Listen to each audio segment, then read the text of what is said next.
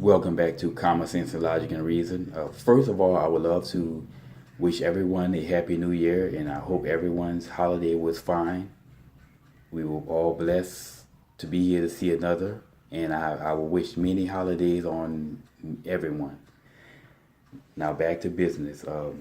In my video, $1 million question to black people, I asked blacks or anyone for that matter that believe that America is a racist society and they were being held back to give us any example or proof of what they're being held back from doing or achieving. And in that video, I also said that I didn't want to hear a whole bunch of race hustle rhetoric.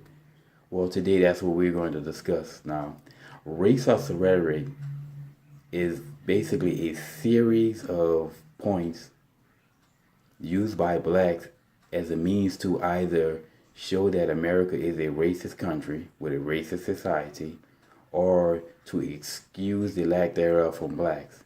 You know, anytime blacks don't do or achieve anything, well, they use race hustle rhetoric as excuse why. Now, what's the origin of race hustle rhetoric? Well, it comes from the race hustlers. That's why I call it race hustle rhetoric.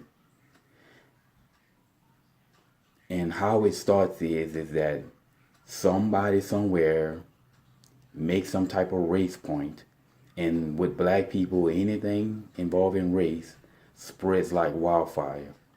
Well, they bring forth their race point, and it spreads among blacks. It spreads like any rumor does, and it gets spoken and spoken.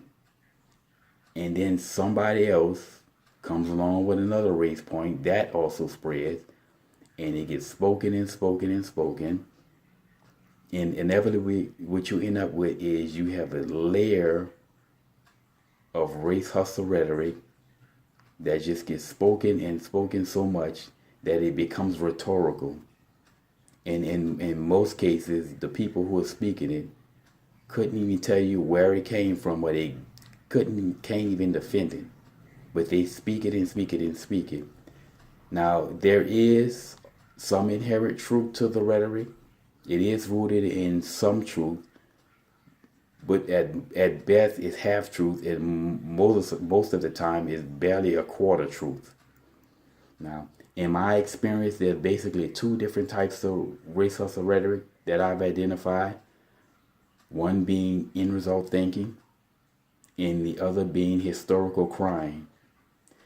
End result thinking is a process of finding any end result or any area in society that's unfavorable to me, and then assuming it is because of some nefarious act on some evil group somewhere. It's basically rooted in what is it's all about what. They focus on the what, they completely ignore the how or why, or they lack any research into how or why we really got here. Is just assumed to be because of some evil, some evil, despicable, dastardly group. Now, a perfect example of end result thinking would be the whole gender wage gap nonsense that's been debunked every which way from Sunday. Now, it's basically some feminist or whoever, they looked at it in result, saw that the average salary of all women across the board for every job was, I believe, 70% of all the average salary of all men across every job, and therefore it must be because of sexism. You know that these evil rogue business owners, CEOs, they all made this pact by handshake that they agreed to pay all men more than women for the same job because of this patriarchal society. So therefore, we're going to pay men more money but do the same job, which makes absolutely no economic sense. Because if you had a business and you were looking to hire employees, if women were willing to do the job for less, wouldn't you hire all women? I mean, I would. I would fill every job that I can, every position I can, with as many women as I can find.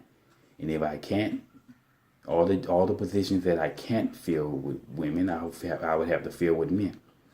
If I was in the market looking for a landscaper, And the women landscaper, if the women landscapers were willing to do the job for less, well, wouldn't you hire the female landscaper? I mean, if you were in the market to buy a car and the female car salesman sell cars for 70% less what the male car salesman sell it for, wouldn't you seek a female car salesman? Well, that makes sense. That logic pretty much destroys the whole gender wage gap nonsense. But that's pretty much end result thinking. Now, historical crime is pretty much the same thing as end result thinking. The only difference is it instead of coming from the standpoint of end result, it's coming from the standpoint of history. You know, you find some historical situation, event that's unfavorable to me, and we'll cry about it. Now, I mean, some of you may be familiar with Tariq Nasheed, or Tariq Nigga Please as I call him, because every time he opens his mouth, all I can say is nigga please. Well, I used to listen to his podcast just to see what bullshit he would come up with next. And well, one week he was going on and on about the Jim Crow dance and minstrel shows. Now, the Jim Crow was a dance, which I didn't know that. I learned it at the time. It was a dance basically from the late 1800s to the early 1900s. And the whole purpose of it was to make fun of blacks. And it was primarily done in basically at the minstrel shows, which was the minstrel shows basically were the origins of blackface. I mean, and the whole purpose of it was to make fun of black people. Now, as he was going on and on about this, the whole time I'm asking myself, okay, what the world does this have to do with any black person in America today? What black person in America today and now in 2018 cannot achieve their goals in life because of the Jim Crow dance and minstrel shows? The answer to that question is there's no black people. So him theorizing was absolutely pointless. It made absolutely no sense. Now that's pretty much historical crime. Now I'm going to start a series of videos where I'm going to take a specific instance of race hustle rhetoric, and we're going to discuss it. We're going to break it down and pretty much debunk it. And y'all be looking out for that. But as always, thanks for watching. And until next time.